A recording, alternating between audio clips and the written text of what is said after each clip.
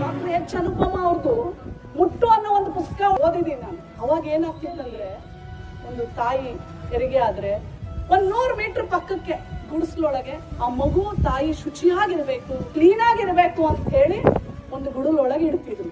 ಈಗ ಅದೇ ಒಂದು ಪದ್ಧತಿ, ಶುಚಿಯಾಗಿರ್ಬೇಕು, ನಾವು ಕೈ ತೊಳ್ಕೋಬೇಕು, ಬಟ್ಟೆ ಹಾಕೊಂಡ್ರೆ ನೀಟಾಗಿ ಅದನ್ನ ಡೆಟಾಲಲ್ಲಿ ಹೋಗ್ದು ಬಿಸಿಲಲ್ಲಿ ಆರಾಕಿ, ಐರನ್ ಬಾಕ್ಸ್ ಇದ್ರೆ ಐರನ್ ಮಾಡಿ, ಇಲ್ದಿದ್ರೆ ಕ್ಲೀನ್ ಆಗಿಟ್ಟು ಕಾಟನ್ ಬಟ್ಟೆನ ಇವತ್ತಿಗೂ ಹಾಕೊಳ್ಳಿ, ಅದು ಒಳ್ಳೇದೇ. ಇವಾಗ ಸಿಗೋ ಮೆಡಿಕಲ್ ಶಾಪಲ್ಲಿ ಸಿಗುವಂತ ಪ್ಯಾಡ್ಗಳಿಗಿಂತ 1000 ರೂಪಾಯಿ ವಾಸಿ ನಮ್ದು ಕಾಟನ್ ಬಟ್ಟೆ. ಯಾಕೆಂದ್ರೆ ಇವತ್ತು ಕಾಂಪಿಟೇಷನ್ ಅಂತ ಬಿದ್ದು ಬಿಟ್ಟಿದ್ದಾರೆ ಪ್ಯಾಡ್ಗಳ ಮೇಲೆ. ಪ್ಯಾಡ್ ಸಹ ಕೆಮಿಕಲ್, ಪಾಯ್ಸನ್, ಪ್ಲಾಸ್ಟಿಕ್. ಇವತ್ತು ಅದಕ್ಕೆ ಗರ್ಭಕೋಶದ ಕ್ಯಾನ್ಸರ್. ಮುಟ್ಟಾದಾಗಿಂದ 12 ವರ್ಷದಿಂದ 50 ವರ್ಷದವರೆಗೂ ಎಷ್ಟು ಪ್ಯಾಡ್ಗಳು ಯೂಸ್ ಮಾಡ್ತೀವಿ? 5 ದಿನ, 6 ದಿನ, 7 ದಿನ ಎಷ್ಟು ಕೆಮಿಕಲ್ಸ್ ನಮ್ಮ ಗರ್ಭಕೋಶ ಅಬ್ಸರ್ವ್ ಮಾಡ್ಕೋಬಹುದು.